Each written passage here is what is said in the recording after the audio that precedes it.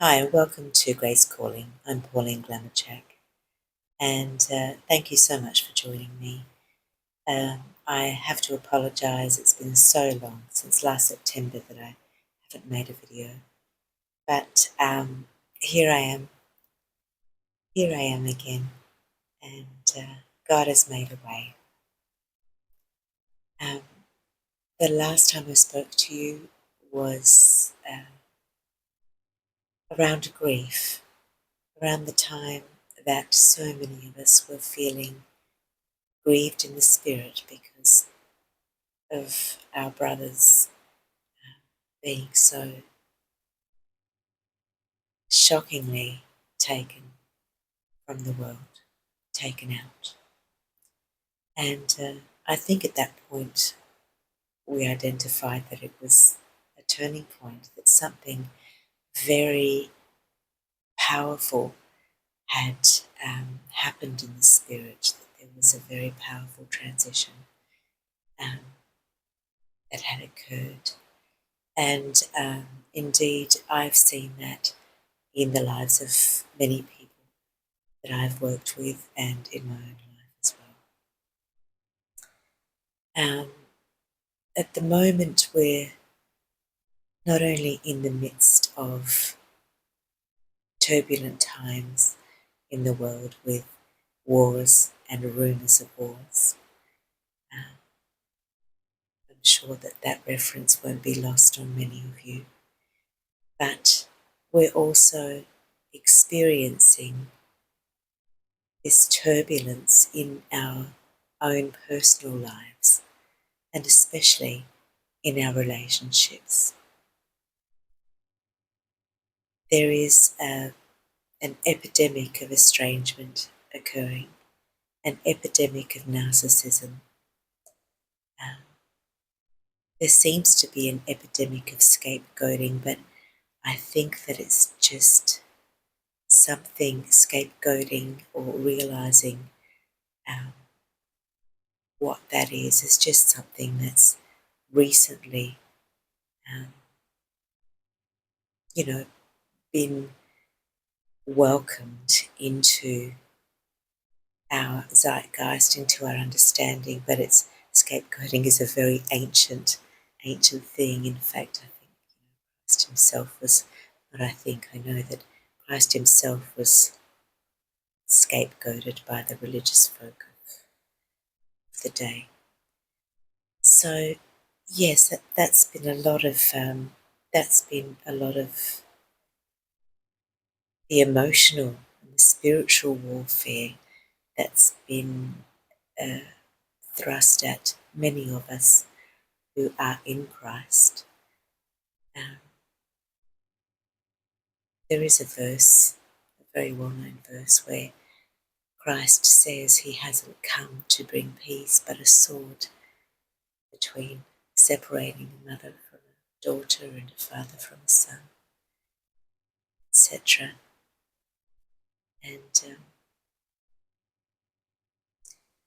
it is not because Christ is unloving and wants, disunity within families, but it is because he identified that there comes a certain point spiritually when we must choose. He goes on to say in another verse that, whoever is not willing to forsake their mother and father is not worthy of him. That's a really hard teaching. And many of us never thought that we'd have to actually come to that point of choosing.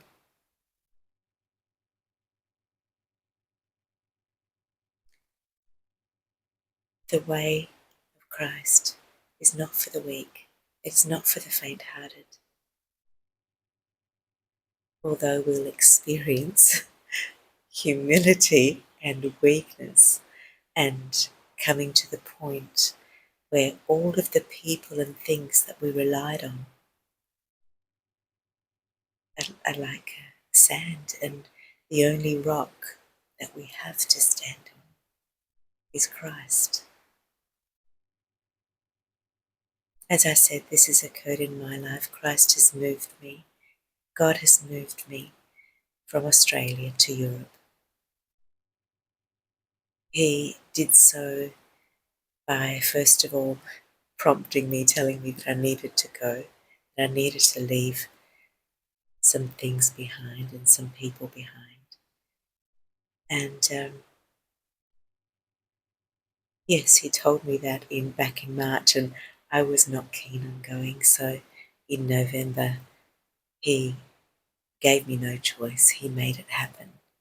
And he, just like he parted the Red Sea for Abraham, he parted the bureaucracy of the EU for me. And everybody that I spoke to in the various immigration departments and what have you said, oh no, you won't be able to. You'll stay there for 3 months and you'll have to come back. But no, God gave me a dream. He gave me the name of a city. And although I drag my feet, I've actually landed exactly here where he told me to come. And he made a way. He put me in a home. And yeah, he's so, I have to testify to his goodness. And I have to read before we go on to speak about all of the trials and tribulations of the personal, of the spiritual warfare that we are going through at the moment within our relationships and within our souls. It's important to remember this verse from John 16:33 and to meditate on it. I have told you these things so that in me you may have perfect peace and confidence. In the world you have tribulation and trials and distress and frustration. But be of good cheer. Take courage. Be confident, certain, undaunted. For I have overcome the world. I have deprived it of power to harm you and have conquered it for you.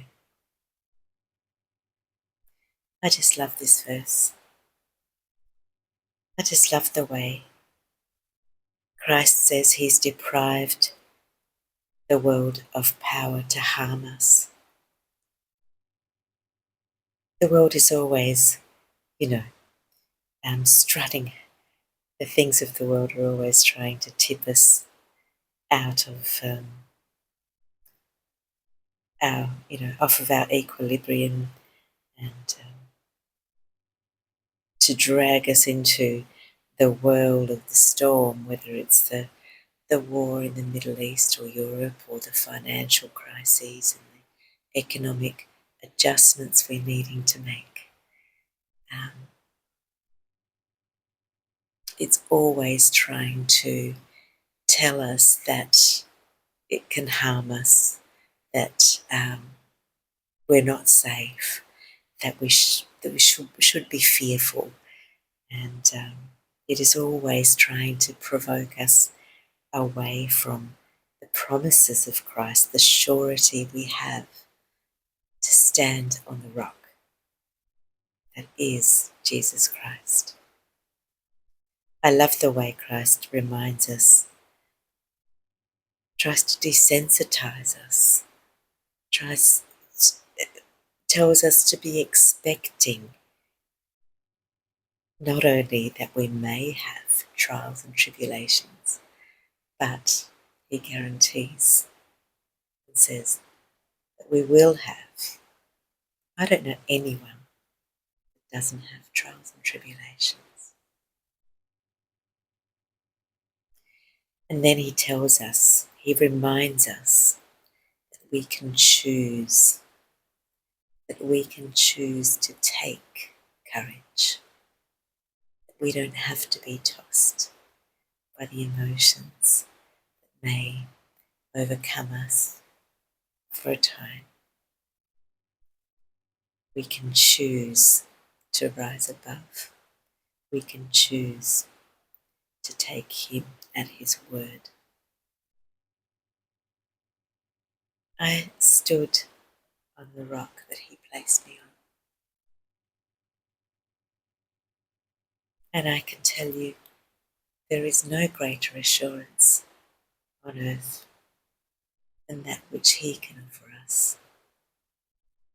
We're so hypnotized. We're so hypnotized by this carnal aspect of ourselves that has its itches, needs and desires, and is so easily distracted and falls victim to provocation and what have you. But when our soul is strengthened towards the Spirit, I look at it as though we're triune beings. At the pinnacle of ourselves is spiritual. It is the pinnacle, it's like the top of the pyramid, and the base, the very base part of us is the body. In between is the soul, which of course is constituted of our mind, our emotions, and our will, our choosing. So Christ here is telling us to exercise that will and choose the higher way, to look to heaven, to look to him, to lean into his Spirit. In the world you will have tribulation, and trials and distress and frustration, but be of good cheer, take courage, be confident, certain, undaunted. I can assure you that he is the rock, he is the foundation. Relationships may be shifting sand at this time, finances may be shifting sand, but if we lean into him, he is the overcomer. He has made a way. He will make a way.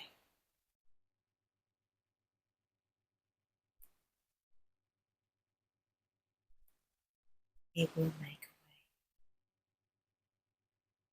When we abide in him, in his perfect peace, we can have confidence. We can find confidence. We can find the confidence to be still when we're accused, to not take the bait of provocation, to not take on board what others speak over our life, such as, oh, well, you won't be able to stay in Europe. How can you leave behind your home? How can you get rid of all of your things? Christ said, and again, not because he wants us without family, but because he wants us in true family, the family that is joined by the Spirit. That is our family. We who are in Christ, we are joined in spirit.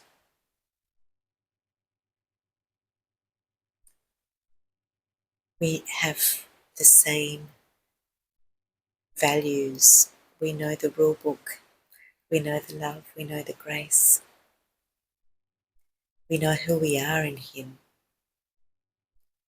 We know the dignity that we have and that each of us as brothers and sisters in Christ deserve. We know the trials of forgiveness. How hard that is.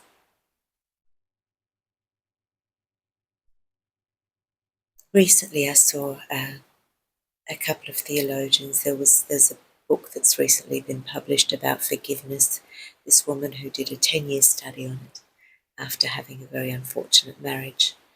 And she concluded that it was not,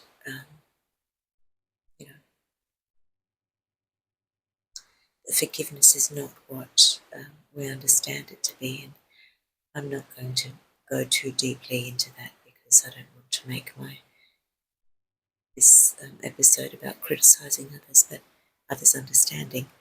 But, we'd like to find reasons not to forgive. Certainly,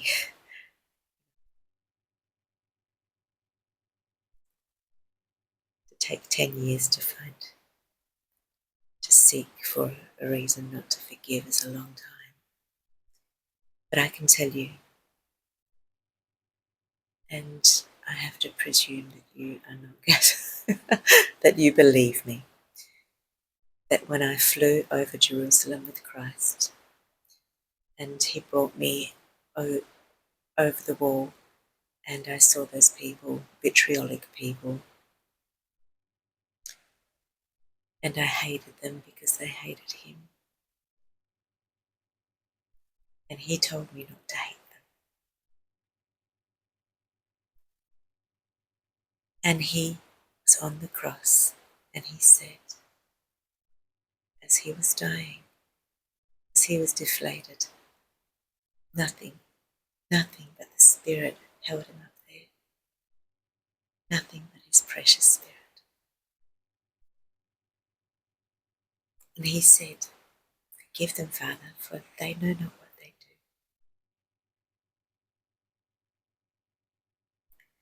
It seems impossible sometimes when things are taken from us to forgive. But it is not. It is not impossible. It takes work, yes. It takes working through the truth of the matter, validating what really has happened. But doing that work, not just to pointing out how evil it was,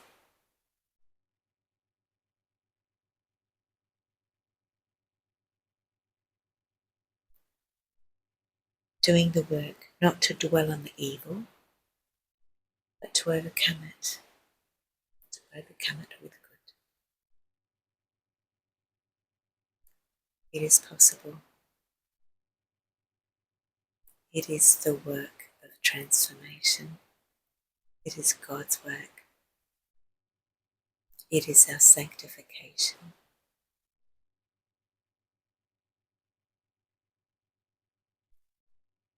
And remember, he who started the good work within us will complete it. We don't have to worry about failing. We just need to abide, answer the call of grace. Be blessed because you are. I'll see you next time. And it won't be 7 months away. Oh, before I forget, I'm starting up a school, a support group for people who are looking to work through grief, loss, anger, all of the upheaval that this separation, this spiritual warfare that's going on in the realm of relationships, really. So I'm starting a support group, a safe place for us to work through that with no spiritual bypassing, with total honesty, safety, no judgment, but practice discernment. And so look out for the next notification I'll have up, the next video. And if you're interested, leave a comment and we'll make it happen sooner rather than later. Thank you so much for joining me again, and I'll see you very shortly for another episode of Grace Calling. God bless.